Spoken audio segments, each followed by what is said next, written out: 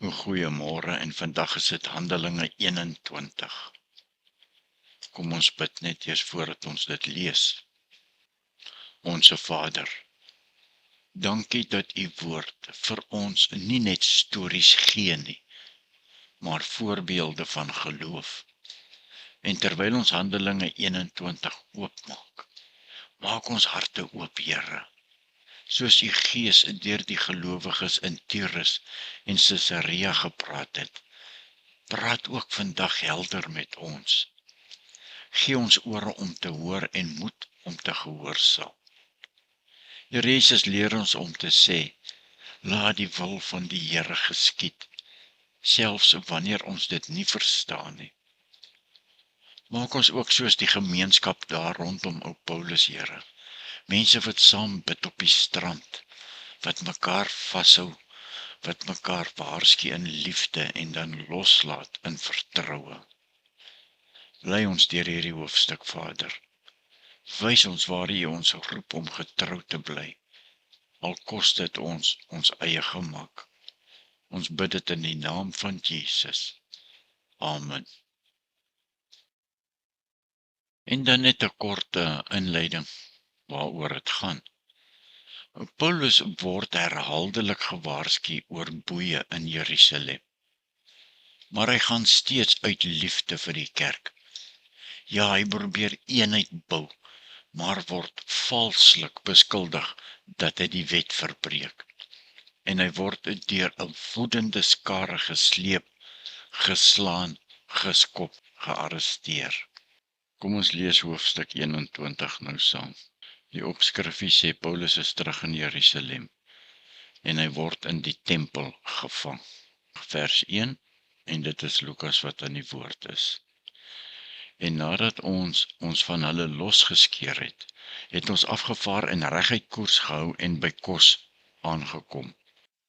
En die volgende dag by Rhodes en daarvandaan by Patara. En ons het 'n skip gevind wat na Fenisië sou oorseil, en daarop gegaan en afgevaar. En toe ons Cyprus in die gesig gekry het, en dit aan die linkerkant laat lê het ons na Sirië oorgevaar en by Tyrus aangekom, want daar sou die skip sy vrag aflaai.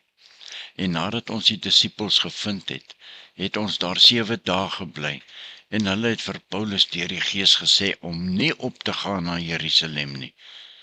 Maar toe ons die dae uitgebly het ons vertrek en op reis gegaan, terwyl almal met vroue en kinders ons tot buitekant die stad begelei. En ons het op die strand neergekniel en gebid. En nadat ons mekaar gegroet het ons aan boord gegaan en hulle teruggegaan huis toe. Maar ons het die seereis van Tyrus af voltooi en by Ptolemeis gekom. En ons het die broeders gegroet en 1 dag by hulle gebly. En die volgende dag het ons, die geselskap van Paulus, vertrek en in Caesarea aangekom.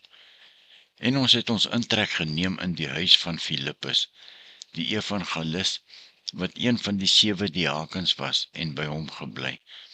En hy het 4 ongetroude dogters gehad, wat die profetiese gawe besit het.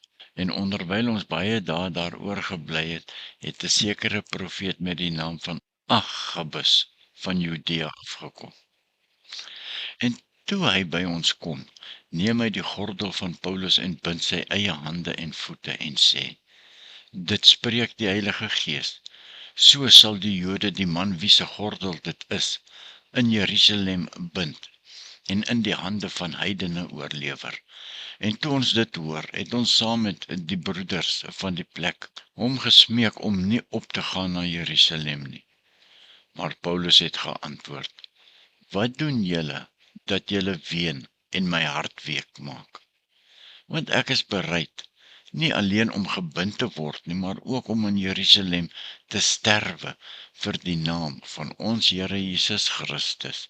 Toe hy dan nie oor te haal was nie, was ons tevrede en het gesê, laat die wil van die Here geskied. En na hierdie dae het ons vir die reis klaar gemaak en na Jerusalem opgegaan.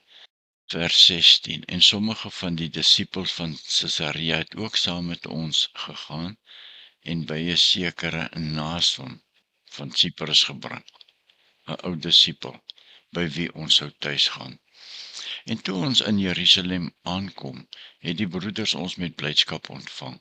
Op die volgende dag het Paulus saam met ons na Jakobus se huis gegaan, en al die ouderlinge was daar teenwoordig. En nadat hy hulle gegroet het, het hy van stuk tot stuk vertel, wat God onder die heidene deur sy diens gedoen het. En toe hulle dit hoor, het hulle die Here verheerlik en vir hom gesê: "U sien, broeder, hoeveel duisende Jode daar is wat gelowig geword het, en almal is ywerraars vir die wet.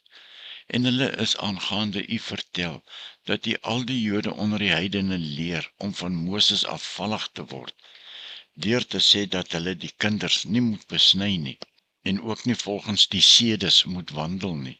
Wat staan ons dan te doen? Dit is dringend nodig dat die menigte bymekaar kom, want hulle sal hoor dat u gekom het. Doen dan wat ons vir u sê.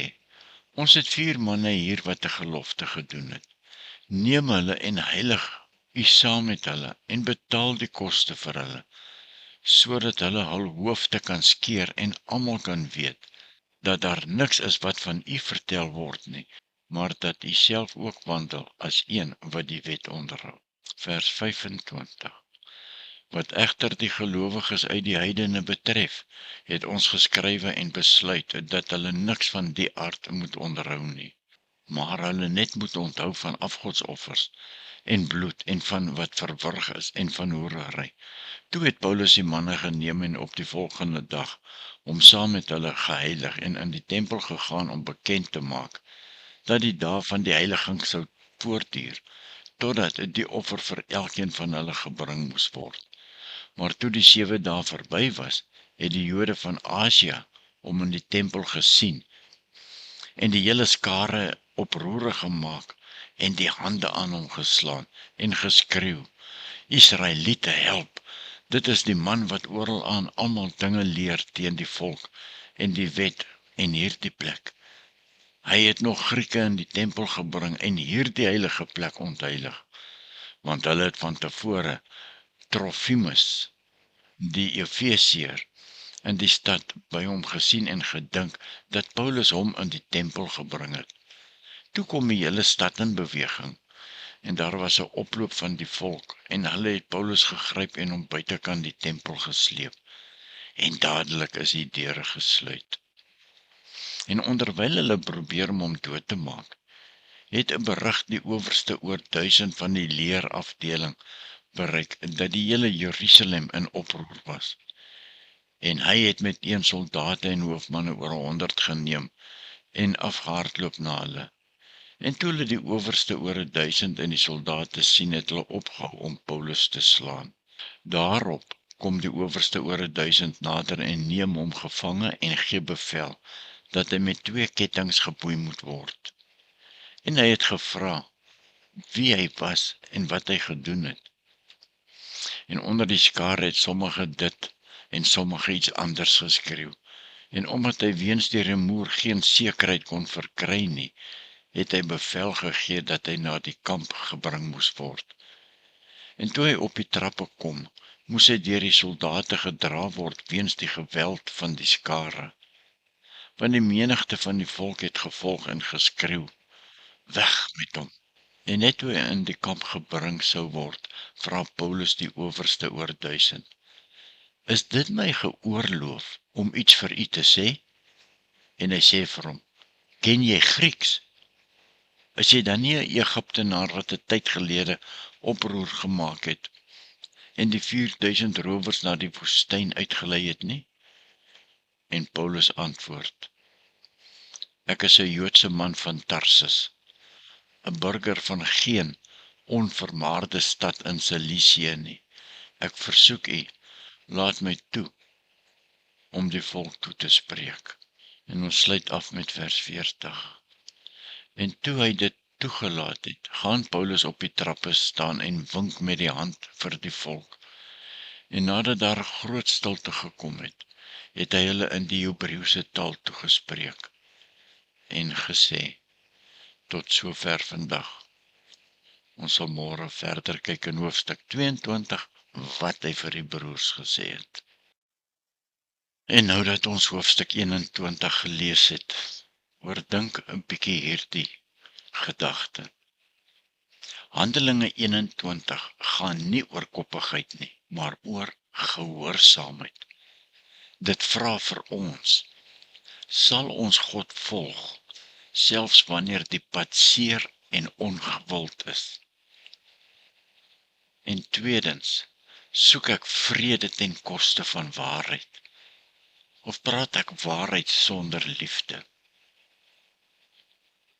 Luister ek na profetiese waarskuwings wat ons in die woord lees, sonder om ongehoorsaam te raak?